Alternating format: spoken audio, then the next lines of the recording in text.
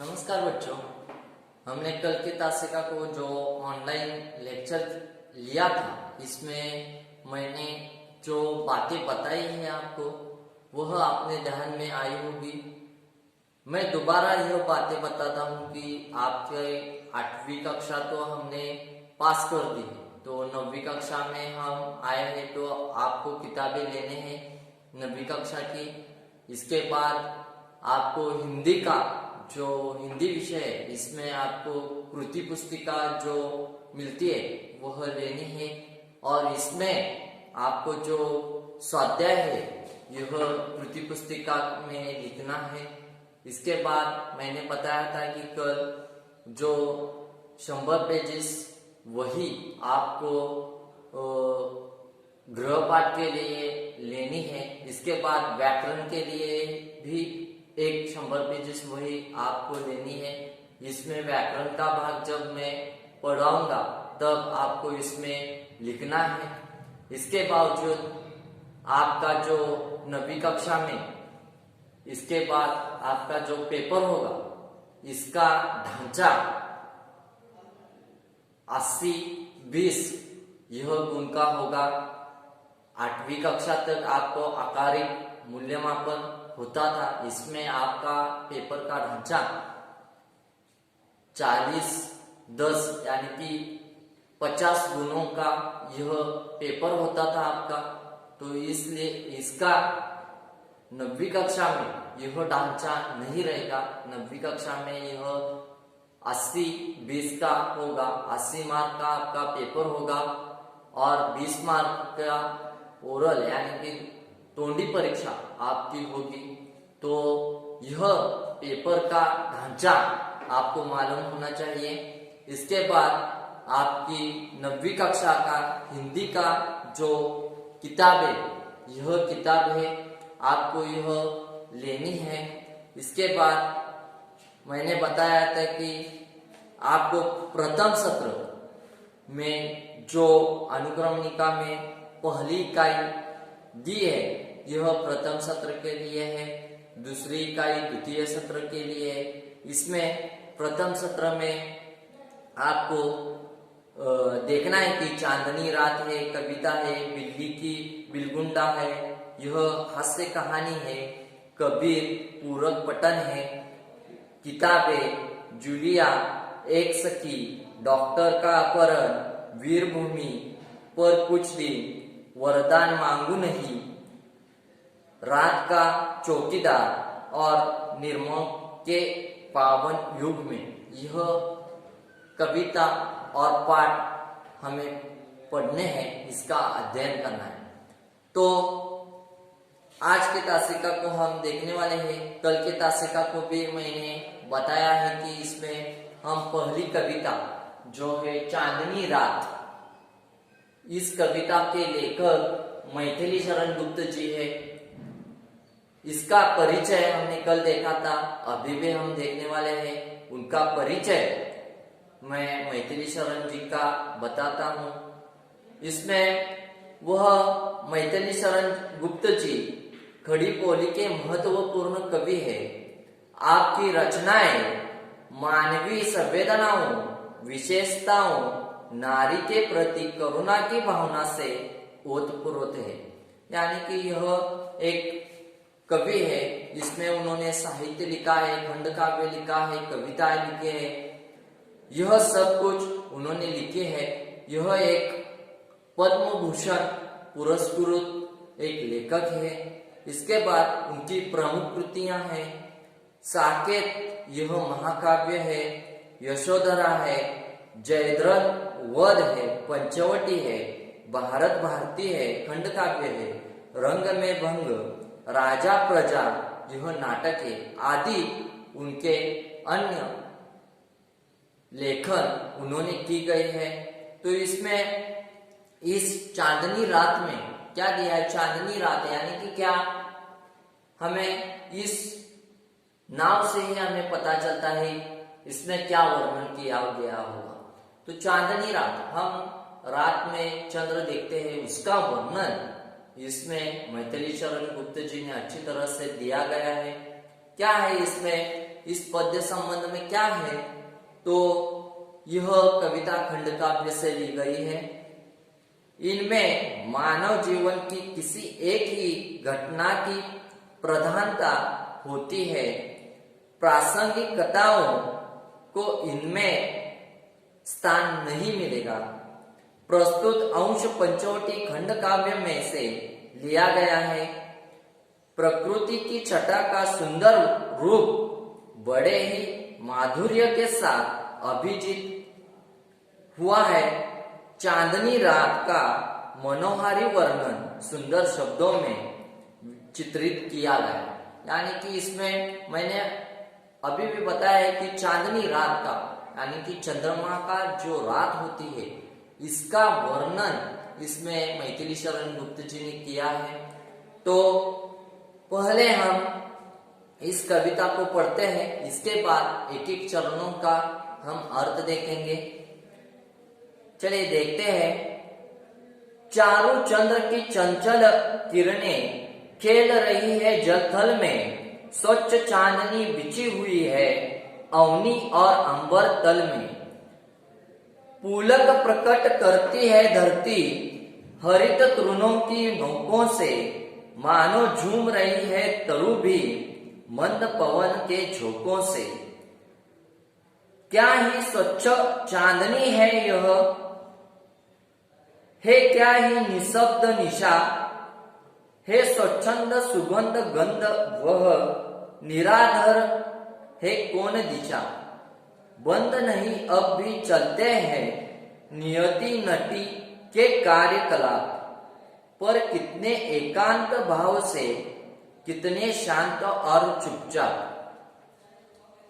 हे बिखरे देती वसुंधरा, मोती सबसे सोने पर, रवि बटोर लेता है उनको सदा सवेरा होने पर।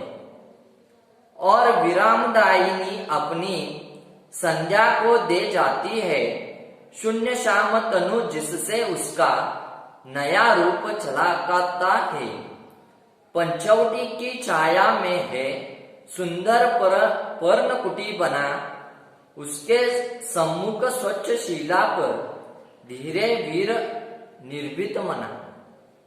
जाग रहा यह कौन धनुर्धर, जबकि भुवन भर सोता है। भोगी कुसुमायुद्ध योगी सा बना दृष्टगत होता है। यानी कि इसमें अच्छी तरह से उन्होंने चांदनी रात का यहाँ वर्णन किया है। हम एक एक चरणों का अर्थ अब देखेंगे। इसमें शब्द जो कठिन शब्द है यह मैं चरणों के बाद बताऊंगा। चारु चंद्र की चंचल किरणें खेल रही है जलथल में। चारु यानी कि सुंदर, थल यानी कि भूमि, स्वच्छ चांदनी बिछी हुई है अवनी और अंबर तल में। अवनी यानी कि पृथ्वी, अंबर यानी कि आकाश। यानी कि कवि मैथिली शरण गुप्त जी कह रहे हैं कि चांदनी रात में आकाश में सुंदर चंद्रमा शोभामान दिखता है। उसकी चंचल किरणें झिलमिल झिलमिल करती हुई अटखेलियां कर रही है। यानी कि चांदनी रात को हम देखते हैं कि चंद्र का जो प्रकाश होता है वह झिलमिलता दिखाई देता है। तो इसमें वह अच्छी तरह से कह रहे हैं कि चांदनी रात में आकाश में सुंदर चंद्रमा दिखता है, यानी कि बड़ा सा गोल दिखता है। तो इसका प्रकाश हमें झिलमिलता हुआ नजर आता है। ऐसा लगता है जैसे वे जल और जमीन के साथ खेल रहा हो। यानी कि पानी में आप जब चंद्रमा को दिखते हो तो पानी में ही वह चंद्रमा दिखाई दे रहा है, ऐसा हमें भास होता है। पर वह पानी में नहीं होता। पानी से हमें जमीन की जो जमीन होती है पानी के अंदर वह स्पष्ट दिखाई देती है। उस प्रकाश से हमें वह स्पष्ट दिखाई देती है। इसलिए कवि कहता है कि जैसे वे जल और जमीन के साथ खेल रहा है, यानी कि जमीन और पानी से, जल से वह खेल रहा है, ऐसा हमें दिखाई देता है। चंद्रमा का निर्मल प्रकाश पृथ्वी पर और समूचे नभ मंडल में फैला हुआ है और वह उन्हें प्रकाशित कर रहा है, यानी कि सभी जगहों में उस चंद्रमा का प्रकाश फैला हुआ है। उसे उस प्रकाश से सभी मंडलों को उन्होंने प्रकाशित किया गया है, यानी कि उस चंद्रमा के प्रकाश से सभी जगहों में प्रकाश डाला है, सभी मंडलों में प्रकाश गया है। ऐसा मैथिली चरण गुप्त जी ने इस कविता में लिखा है। इसके बाद दूसरा चरण है, पुलक प्रकट करती है धरती। पुलक यानी कि रोमांच, हरित तृणों की नोकों से, हरित यानी कि हरित, तृणों यानी कि घास, मानो झूम रही है तनु भी मंद पवन के झोंकों से, यानी कि मंद यानी कि धीमा। तो इसमें वह मैथिली शरण गुप्त जी कहते हैं कि इस अवसर पर पृथ्वी अत्यंत प्रसन्न है, यानी कि हम देखते हैं कि चंद्रमा का जो रात होती है इसमें हमें प्रकाश तो मिलता है, हमें आनंद भी होता है, क्योंकि वह आनंद पृथ्वी पर सभी जगह होता है। तो इसमें वह कहते हैं कि पृथ्वी पर सभी जगह चंद्रमा के रात को आनंद होता है।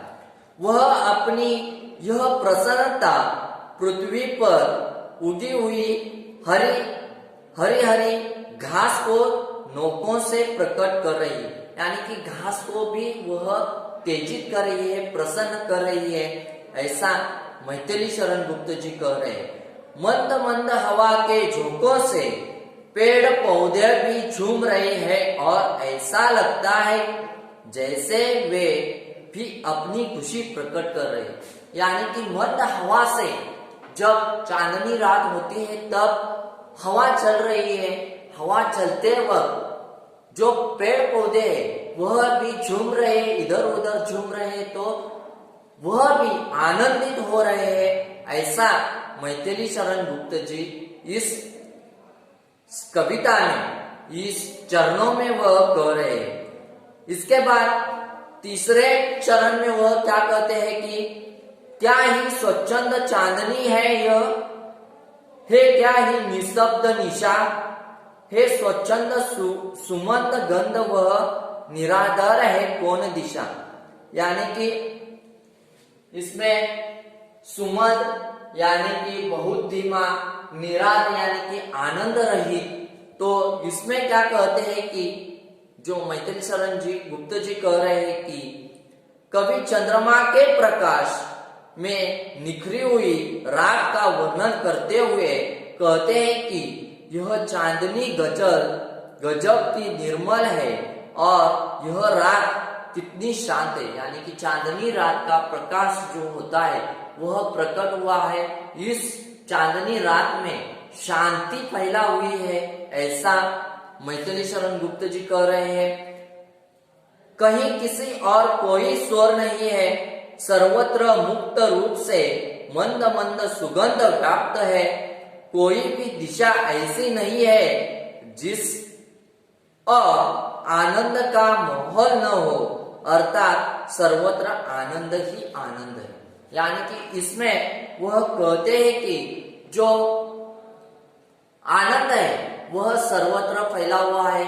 इसमें चंद्रमा के रात में जो सुगंध आता है या उसमें जो शांति मिलती है, यह शांति दिखाई पड़ती है। इसके बाद वह कहते हैं कि इसमें जो प्रकाश है वह अत्यंत प्रसन्न करने वाला प्रकाश है। तो इसलिए वह उन्होंने कहा है कि जो पृथ्वी पर यह चांदनी रात में सभी जगहों में आनंद प्रकट हुआ है, यह बता रहे हैं। इसके बाद चौथे चरणों में बंद नहीं अब भी चलते हैं नियति नटी के कार्यकलाप पर, कितने एकांत भाव से, कितने शांत और चुपचाप। यानी कि नियति यानी कि होनी बाध्य या कार्यकलाप यानी कि गतिविधि, नटी यानी कि आपको मालूम है नटी यानी कि क्या कि अभिनय करने वाली स्त्री है, इसका भी वर्णन उन्होंने किया है। इसमें वह कहते हैं कि कवि कहते हैं कि कोई भी गतिविधि बंद नहीं है, यानी कि कोई भी गतिविधि बंद नहीं हुई है। रात्रि रूपी नटी के सारे कार्यकलाप अब भी पहले जैसे चल रहे हैं, यानी कि जैसे नटी अभिनय करने वाली नटी है, वैसे ही रात्रि का जो चंद्रमा का प्रकाश है वह दिखाई दे रहा है, ऐसा मैथिली शरण गुप्त जी कह रहे हैं। विशेषता यह है कि सब कुछ बहुत ही शांत ढंग से और एकांत भय से चुपचाप हो रहा है, कहीं कोई कोलाहल नहीं है, यानी कि सब कुछ शांत है, चुपचाप बैठे, कोई भी आवाज उस रात को नहीं है, चांदनी रात में नहीं है। प्रकाश आया है, इसमें जल और भूमि यानी कि जमीन खेल रहे हैं, ऐसे दिखाई दे रहे हैं। इसके बाद वह कहते सभी लोग आनंदित हो गए, प्रसन्न हो गए हैं। इसके बाद वह कहते हैं कि इस चंद्रमा के रूप में नटी का जो नटी है, यानी कि अभिनय करने वाली स्त्री है, वैसे ही वह दिखाई दे रही है, ऐसा मैथिली शरण गुप्त जी कह रहे हैं। इसके आगे का जो चरण है वह अगले तासिका को हम देखेंगे। आज हम यहाँ पर रुकते हैं। धन्यवाद।